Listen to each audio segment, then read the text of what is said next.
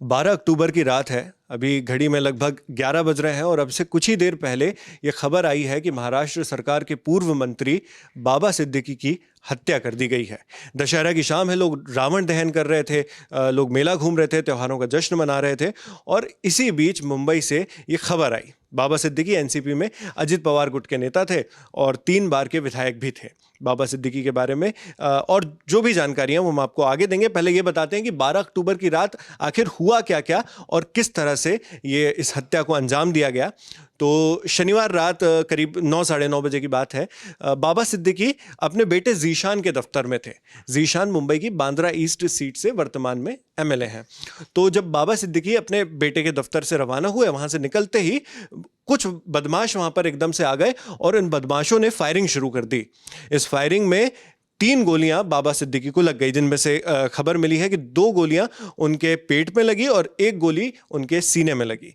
तो सीने में और पेट में जैसे ही गोली लगी तो तुरंत एक्शन उसमें लिया गया कि बाबा सिद्दीकी जख्मी हो गए हैं और तुरंत बिल्कुल फौरी तौर पर उन्हें वहां से रवाना किया गया मुंबई के लीलावती अस्पताल में। और लीलावती अस्पताल में फिर वो भर्ती हुए और भर्ती होने के साथ साथ उनका इलाज जारी हुआ।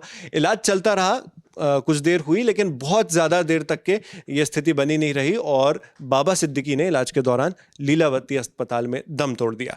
लीलावती अस्पताल भी मुंबई के बांद्रा इलाके में ही है। तो इंडिया टुडे की रिपोर्ट के मुताबिक पुलिस ने कुछ 3 संदिग्ध हैं जिनको गिरफ्तार हिरासत में लिया है इस मामले में, लेकिन कुछ और मीडिया रिपोर्ट्स हैं, जैसे एनडीटीवी की रिपोर्ट्स कुछ कह रही हैं कि 2 लोगों की हिरासत हुई है। यहाँ पे 2 लोगों को हिरासत में लिया गया है। बाकी इसके अलावा क्योंकि अजित पवार गुट के नेता थे बाबा सिद्दीकी, तो अजित पवार की तरफ से भी ये घोषणा की गई है कि उनके कल जितने भी कार्यक्रम थे उन सभी को उन्होंने रद्द कर दिया है। और बाबा सिद्दीकी जो है वो, जैसा कि मैं आपको वीडियो की शुरुआत में हमने बताया कि वो एक पूर्व मंत्री थे महाराष्ट्र में। वो कांग्रेस के साथ भी उनका, अभी तो फिलहाल वो एनसीपी अजित गुट के नेता हैं, लेकिन कांग्रेस के साथ भी उनका एक लंबा नाता रहा है। एंड कांग्रेस के साथ वो करीब 48 सालों तक जुड़े रहे और इसके बाद फरवरी में उन्होंने पार्टी छोड़ दी थी और पार्टी छोड़ने के साथ ही उन्होंने एनसीपी यानी नेशनलिस्ट कांग्रेस पार्टी जो है वो ज्वाइन कर ली, अजित पवार वाला जो फैक्शन है उसको। और उसके बाद उनके जो बेटे हैं जीशान सिद्दीकी, उनको कांग्रेस पार्टी ने निकाल दिया था। अगस्त की ये बात है जब जीशान सिद्दीकी को कांग्रेस पार्टी से निकाला गया। और जो बाबा सिद्दीकी हैं वो एमएलए बांद्रा वेस्ट कॉन्स्टिट्यूएंसी से रहे हैं। जीशान बांद्रा ईस्ट से हैं और बाबा सिद्दीकी बांद्रा वेस्ट कॉन्स्टिट्यूएंसी जो है उससे एमएलए रहे हैं। और 1999 या 1999, 2004 और 2009 ये 3 बार था जब वो महाराष्ट्र विधानसभा पहुंचे।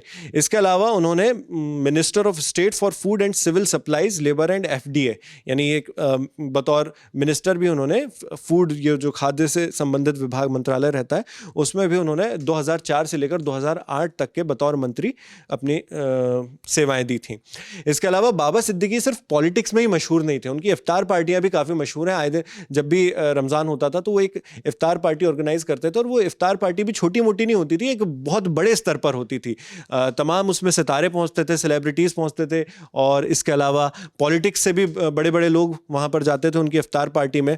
तो इफ्तार पार्टियां भी उनकी एक मशहूर थी। और ये इसका एक किस्सा इससे भी जुड़ा हुआ है कि सलमान खान और शाहरुख खान, जो अपने आप में बिल्कुल एक बड़े सितारे हैं, उनकी जब राइवलरी चल रही थी, उनकी जब प्रतिद्वंदिता चल रही थी, एक प्रकार से जिसको कई बार दुश्मनी की भी संज्ञा दे दी जाती है, तो जब वो दौर चल रहा था तब उनके इस झगड़े को सुलझाने का काम भी जो है बाबा सिद्दीकी की इफ्तार पार्टी में किया गया था। 2013 की बात है जब शाहरुख खान और सलमान खान के बीच में चीज़ें ठीक नहीं चल रही थी, तो बाबा सिद्दीकी ने उन्हें अपनी इफ्तार पार्टी में बुलाया और उन लोगों के साथ सुलह करवाई। ये कई सोर्सेज इस बारे में बताते हैं, इस किस्से के बारे में बताते हैं।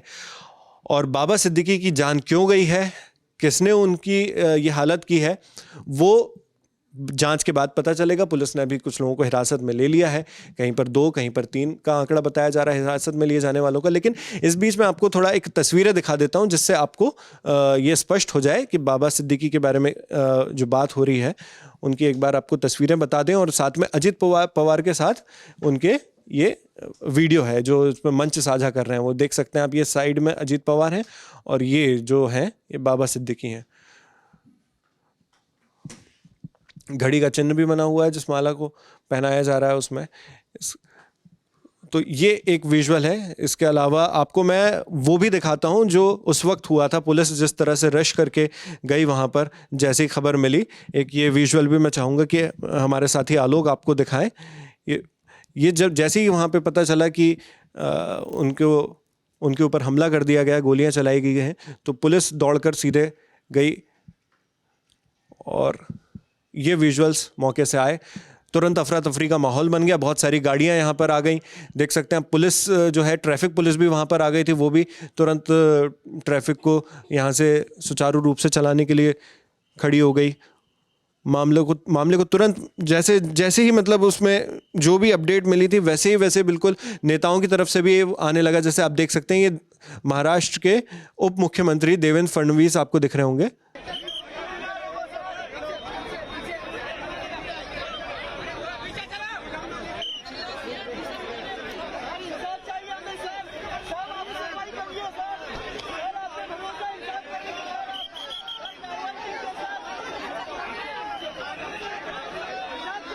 और एक ये हॉस्पिटल का भी एक विजुअल है जहाँ पे काफ़ी भीड़ लगी हुई थी।